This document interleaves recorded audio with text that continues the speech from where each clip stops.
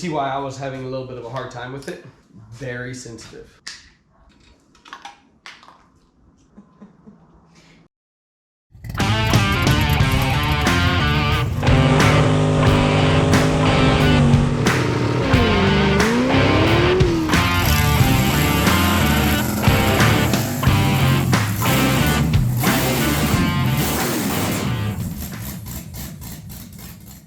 Welcome back to the channel. As you can tell, it's late at night. We're cleaned up to the shop. This is all I got left. Engine's ready for main bolts. Buggy is near lift. This is gonna happen. Now for tonight, I've been waiting on these main bolts to get in all day long. They just got in. So for tonight, I'm just swapping out the main bolts, torquing everything. All right, over here I have the oil pan with the baffle. Everything's all cleaned up. So all I'm gonna try to do is get this installed real quick, get the motor flipped over, dump some oil in this thing, pour oil everywhere, get it all oiled up, and that's about all I can do. And then tomorrow, I'll try to get this thing in the car so we can actually drive it. Without any more, let's just get right into this video. So you put lube under the bolts, under this surface right here, so that when you tighten them up, there's less friction. You do that in the other one? Yeah, you put lube all over the threads too. Otherwise, if I did this without lube, they as I tighten them up, they would go,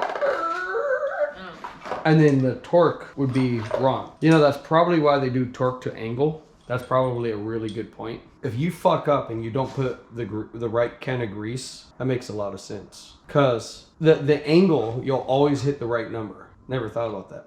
The angle, you'll always hit the right number. Whatever that number is the right number. Because it doesn't matter if the threads are like not, if you didn't put lube on your threads, or let's say you didn't put enough lube on your threads, right? Maybe you lubed them, but you did, or you use a different type of lube, right?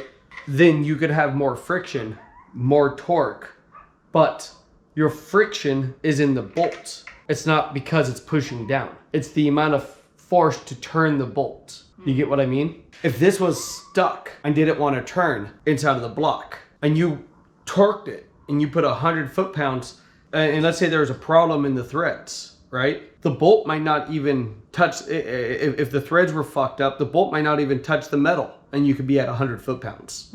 You know what I mean? Yeah. You're measuring the force to twist. With this method, you're measuring, you put them so they touch the metal, and then you rotate it. It doesn't matter how much force it's taking to turn it. The threads could be all fucked up, the bolt could be dry, there could be rust in the hole causing it to not want to rotate. But you're going to a degree. So you're twisting it, and it doesn't matter. It's going to put so much force down.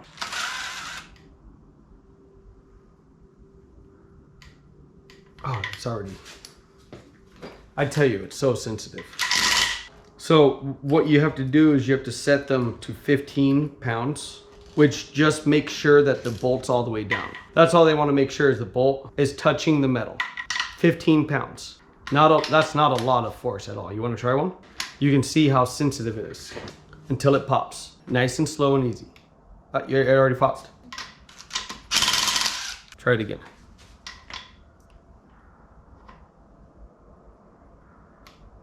There you go. This is so sensitive. Usually we're doing major torque and we're clicking this thing at 50, 60 pounds and it's clicking very obvious. But because the engine is set up differently, Yeah. you see why I was having a little bit of a hard time with it? Very sensitive. There we go. All the bolts are in. Now I gotta put this stuff on.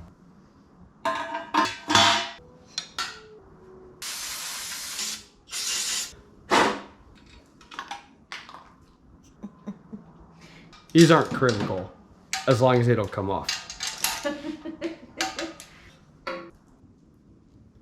I always love it when I run into the right number of bolts. I don't know if I can.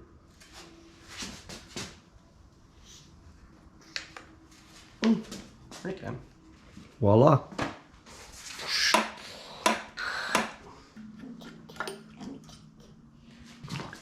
This side has this, so I can put oil in this valve cover by just pouring it in right here. But that valve cover has no access. I just want oil to be there before I start it. Yeah. I'm seeing if I can get lucky and prime the pump up at all.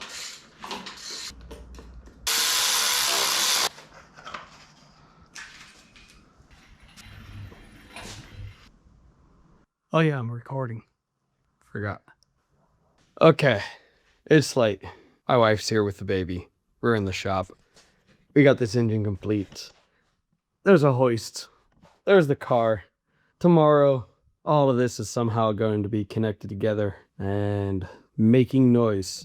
Hopefully the kind of noises we want it to make, not the ones that make us rebuild it. So, you know, making good noise, exhaust noise, not knock noise, not, you know, bad noises. On that note, I'm going to let you go. I'm going to go get some rest, and I will be out here tomorrow to try to get this car running, which should hopefully be as simple as plugging some stuff in and turning the key.